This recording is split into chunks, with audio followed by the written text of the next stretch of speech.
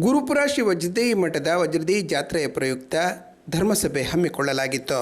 ಶ್ರೀ ಗುರು ರಾಮಾಂಜನೇಯ ವಜ್ರದೇಹಿ ಮಠ trust, ಅಮೃತ ಸಂಜೀವಿನಿ ಮಂಗಳೂರು ಮತ್ತು ಅಭಯ foundation Bengaluru, ಕಲ್ಪತರು foundation Mangaluru ಇದರ ಸಹಭಾಗಿತ್ವದಲ್ಲಿ ಎಜೆ ಆಸ್ಪತ್ರೆಯ ಸಹಯೋಗದಲ್ಲಿ ಉಚಿತ ಆರೋಗ್ಯ ತಪಾಸಣಾ ಶಿಬಿರವನ್ನು ನಡೆಸಲಾಯಿತು. ಕಾರ್ಯಕ್ರಮವನ್ನು ಉದ್ಘಾಟಿಸಿದ ಆಳ್ವ ಶಿಕ್ಷಣ ಪ್ರತಿಷ್ಠಾನದ ಅಧ್ಯಕ್ಷರಾದ ಡಾಕ್ಟರ್ ಎಂ ಮೋಹನ್ ಆಳ್ವ ಈ ಸಂದರ್ಭ ಮಾತನಾಡಿದರು. ಇವತ್ತು ನಾವೆಲ್ಲರೂ ಈ ದೇಶದಲ್ಲಿ ಜನ್ಮ ತಾಳಿದವರು. ಇದೆಲ್ಲ ನಮ್ಮ ಪೂರ್ವಜನ್ಮದ ಪುಣ್ಯದ ಫಲದಲ್ಲಿ ಈ ಜನ್ಮದಲ್ಲಿ ಈ ದೇಶದಲ್ಲಿ ಹಿಂದೂ ಮತದಲ್ಲಿ ನಾವು ಈ ತುಳುನಾಡಿನಲ್ಲಿ ಜನ್ಮ ತಾಳಲಿಕ್ಕೆ ನಮಗೆ ಪೂರ್ವಜನ್ಮದ ಪುಣ್ಯದ ಫಲ ಅಂತ ನಾವು ನೆನೆಸಿಕೊಂಡವರು. ಇಂಥ ಪುಣ್ಯಭೂಮಿಯಲ್ಲಿ ನಾವು ಇರುವವರು. ಈ ದೇಶದಲ್ಲಿ ಬಹಳಷ್ಟು ನಮ್ಮ ಧಾರ್ಮಿಕವಾದಂಥ ಪ್ರಜ್ಞೆ, ಅದು ನಮ್ಮ ಪೂರ್ವಜರು ನಮ್ಮ ಬದುಕಿನಲ್ಲಿ ಅವಿಭಾಜ್ಯ ಅಂಗವಾಗಿ ನಮಗೆ ಕೊಟ್ಟಿದ್ದಾರೆ. ಇದಕ್ಕೊಂದು ಹಲವಾರು ಇತಿಹಾಸ ಇದ್ದಂಥ ದೇಶ. ನಮ್ಮ ಪೂರ್ವಜರು ಭಾಳ ಸುಂದರವಾಗಿ ನಮ್ಮ ಹಿಂದೂಗಳಿಗೆ ಬೇಕಾದಂಥ ದೇವಸ್ಥಾನಗಳನ್ನು ಕಾಲದಲ್ಲಿ ಕಟ್ಟಿಕೊಟ್ಟಿದ್ದಾರೆ. ಅದರ ಜೊತೆಯಲ್ಲಿ ಮುಂದಿನ ಪೀಳಿಗೆಯೂ ಕೂಡ ಅದನ್ನು ಅಷ್ಟೇ ಶ್ರದ್ಧೆಯಿಂದ ನಂಬಿಕೆಯಿಂದ ಮಾಡಿಕೊಂಡು ಕಾಲದಲ್ಲಿ ಅದಕ್ಕೆ ಬೇಕಾಗುವ ಬ್ರಹ್ಮಕಲಶ ಆಗಲಿ, ಯಾವುದೇ ಒಂದು ಧಾರ್ಮಿಕ ವಿಧಿವಿಧಾನವನ್ನು ಮಾಡೋದರಲ್ಲಾಗಲಿ ಎಂದೂ ನಾವು ಹಿಂದೆ ಬೀಳಲಿಲ್ಲ. ವಜ್ರದೇಹಿ ಶ್ರೀಗಳು ಆಶೀರ್ವಚನ ನೀಡುತ್ತಾ ಜಾತಿ ಮತ ಭೇದವಿಲ್ಲದೆ ಹಿಂದೂ ಸಮಾಜ ಸದೃಢವಾಗಲಿ, ಮಕ್ಕಳಲ್ಲಿ ಧಾರ್ಮಿಕ ಪ್ರಜ್ಞೆಯೊಂದಿಗೆ ನಮ್ಮ ಸಂಸ್ಕೃತಿ ಸಂಸ್ಕಾರ ಬೆಳೆಯಬೇಕು ಎಂದರು. ನಮಗೆ ವಿಶ್ವಾಸ ಇಪ್ಪುನೀತೆ ಹಿಂದೂ ಸಮಾಜ ಸದೃಢ ಆವಡು, ಸಮಾಜ ಸಂಘಟನೆ ಆವಡು, ಜಾತಿ ಮತ ಭೇದ ಬಿಡ್ದು ನಮ್ಮ ಸಾಮೂಹಿಕವಾದ ಒಗ್ಗಟ್ಟಾವಡು. ಈ ದೇಶ ನಮ್ಮ ರಕ್ಷಣೆ ಮಲ್ಪಡು, ನಮ್ಮನ ಕೆಲಸ ಆತೆ. ದೇಶ ರಕ್ಷಣೆ ಅಣ್ಣ ಮಠಲ ಆಪುಂಡು, ದೇವಸ್ಥಾನ ಆಪುಂಡು, ನನ್ನಂಜು ಕೂಡ ಮಾತು ಆಪುಂಡು. ತುಲ್ಲ 25 ವರ್ಷದ ಇತಿಹಾಸ, 25ನೇ ವರ್ಷದ ಉತ್ಸವ ಅದ್ಭುತವಾದ ಅಂಡು ದಾದ ಅದ್ಭುತ ಅಂದ್ಕೇಂಡಾರಡ. ಅಮೃತ ಸಂಜೀವಿನಿ ದಕ್ಕಲು ಒಂದು ಪಟ್ಟಿಯರು, ಅಶಕ್ತರಿಗೆ ಅಕಲ್ನ ಸಂಪತ್ತಿನ ಪಟ್ಟಿಯರು, ನನ್ನ ಒಂಜಿ ಆರೋಗ್ಯ ಶಿಬಿರ ಅಂಡು, ನನ್ನ ಒಂಜಿ ಮಲ್ಲ ಕೆಲಸ ಶಶಿಯಣ್ಣಗ ಸನ್ಮಾನದ ಒಟ್ಟಿಗೆ 2 ಜನಕ್ಕೆ ದೈವಾಲಯದ ಬತ್ತಿನ ರಾಜ್ಯೋತ್ಸವ ಪ್ರಶಸ್ತಿ, ಉಮೇಶ್ ಪಂಬದಿರ ಬುಕ್ಕ ಸಿಂಧು ಗುಜರ್ ಅಕಲೇ ಗೌರವಾನ್ ಒಂದೇ ನಿಮಿತ್ತದಾದ ಅವಡು ನಿಖಲ ಮಾತನ ಎದುರು ಇಂಚ ಗಣ್ಯತೆ ಎದುರುಡು ಹೆಂಗೊಂಜಿ ಸ್ವಾಮಿಲು ಒಂಜಿ ಪದವಿನ ಕುರಿತು ಸನ್ಮಾನ ಮಾಡ್ತಾರೆ. ಭಾರಿ ಸಂತೋಷವಾದ ಸ್ವೀಕಾರ ಮಾಡ್ಪೆ ದಯನ್ ಪಂಡ ಏನುವಲ್ಲ ಸನ್ಮಾನ ಗೆತ್ತ ನೋಡಿ ಭಾರಿ ಒಂಚಿ ಪಿರಾಯನ್ ಹಿಂಗೆ ಕುರ್ಚಲು ಸನ್ಮಾನ ಗೆತ್ತ ಅದು ಇಷ್ಟೇ ಇಜ್ಜಿ ಆಂಡ ದೇವೇರ ಅನುಗ್ರಹನ ಅತ್ತೆ ಡಾಕ್ಟರ್ ಮೋಹನ ಆಳ್ವೇರ್ನ ಆಶೀರ್ವಾದನ ಅತ್ತೆ ನನ್ನ ಅಮ್ಮನ ಆಶೀರ್ವಾದ ನನಗೆ ಗೊತ್ತಿದ್ದಾನೆ. ಗೊತ್ತುಂಡ ಸಮಾಜ ಸರಿಯಾದೀನಿ ಬರಲ್ಲ ಆಂಡೆಂಗೆ.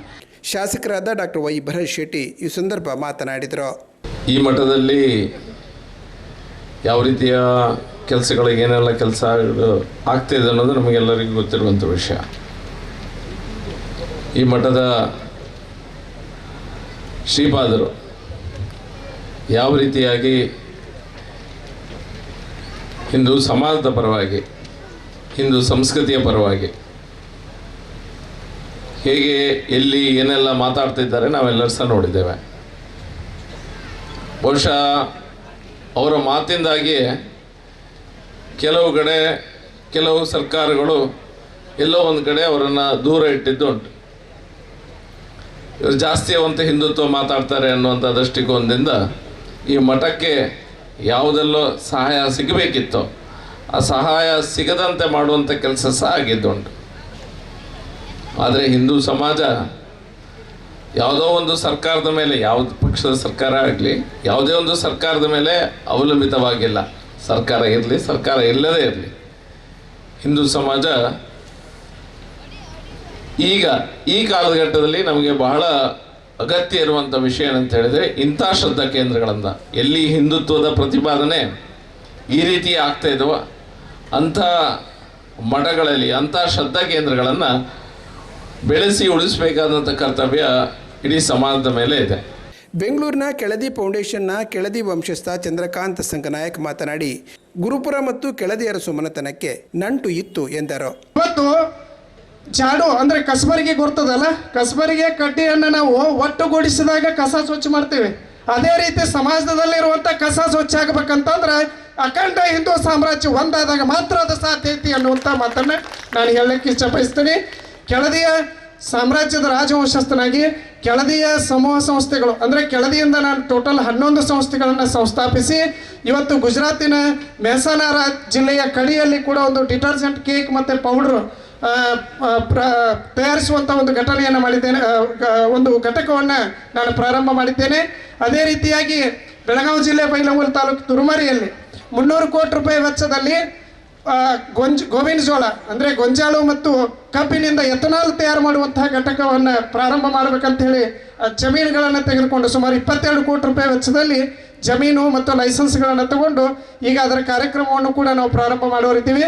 ಅದಕ್ಕೆ ಗುರುಗಳ ಒಂದು ಆಶೀರ್ವಾದದಿಂದ ಇವತ್ತು ನಾನು ಒಂದು ಸಣ್ಣ ಘೋಷಣೆಯನ್ನು ಮಾಡಲಿಕ್ಕೆ ಇಚ್ಛಪಡಿಸ್ತೀನಿ. ಏನಪ್ಪ ಅಂತಂದ್ರೆ ಮುಂದಿನ 3 ವರ್ಷಗಳಲ್ಲಿ ವಜ್ರದೇಹಿ ಮಠಕ್ಕೆ ಕೆಳದಿಯ ಸಂಸ್ಥಾನದ ಕೆಳದಿಯ ರಾಜವಂಶಸ್ಥನಾಗಿ 1 ಕೋಟಿ ರೂಪಾಯಿಗಳನ್ನು ನಾನು ಅತ್ಯಂತ ಹೆಮ್ಮೆಯಿಂದ ಘೋಷಣೆಯನ್ನು ಮಾಡ್ತಾ ಇವತ್ತು ರಾಜಶೇಖರಾನಂದ ಸ್ವಾಮೀಜಿಗಳಿಗೆ ಒಂದು ಮಾತನ್ನು ಹೇಳಲಿಕ್ಕೆ ಬಯಸ್ತೇನೆ.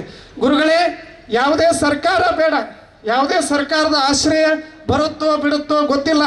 ನಮ್ಮ ಸಮಾಜ, ಭರತ್ ಶೆಟ್ಟಿ ಅವರು ಹೇಳಿದಾಗೆ, ನಮ್ಮ ಸಮಾಜ ಹಿಂದೂ ಸಮಾಜ ಯಾವತ್ತೂ ಯಾರ ಕೈಯಲ್ಲೂ ಭಿಕ್ಷೆಯನ್ನು ಒಟ್ಟುವುದಿಲ್ಲ, ಅದೇ ರೀತಿಯಾಗಿ ಯಾರಿಗೂ ಹೆದರುವುದಿಲ್ಲ ಅನ್ನುವಂಥ ಮಾತನ್ನು ಹೇಳ್ತಾ ನನ್ನ 2 ಮಾತುಗಳನ್ನ ಬಿಡಿಸ್ತೀನಿ.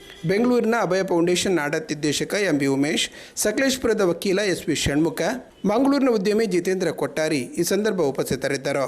ರಾಜ್ಯೋತ್ಸವ ಪ್ರಶಸ್ತಿ ಪುರಸ್ಕೃತ ಉಮೇಶ್ ಪಂಬದ ಗಂಧಕಾಡು, ಸಿಂಧು ಗುಜರನ್ ಮತ್ತು ಉದ್ಯಮಿ ಶಶಿಧರ ಶೆಟ್ಟಿ ಬರೋಡ ಅವರುಗಳನ್ನು ಈ ಸಂದರ್ಭ ಸನ್ಮಾನಿಸಲಾಯಿತು.